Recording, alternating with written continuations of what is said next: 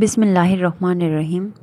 ইসমে আজমের ফজিলত। আল্লাহ তাআলার সর্বোত্তম নামকে ইসমে আজম বলা হয়।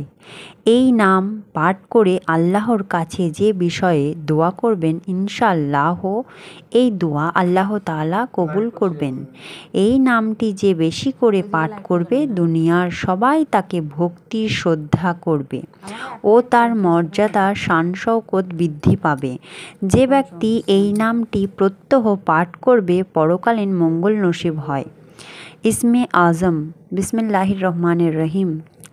আল্লাহুম্মা ইন্নী আসআলুকা বিআন্নাকা আনতাল্লাহু লা ইলাহা ইল্লা আনতাল আহাদুস সামাদুল লাযী লাম ইয়ালিদ ওয়া লাম ইউলাদ ওয়া লাম ইয়াকুল লাহু কুফুয়ান আহাদ।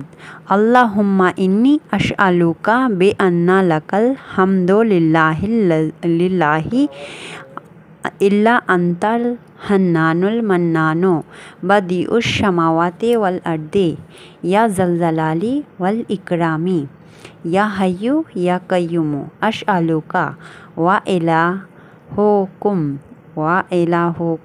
ইলাহু ওয়াহিদুন লা ইলাহা ইল্লা হুয়ার রহমানুর রহিম।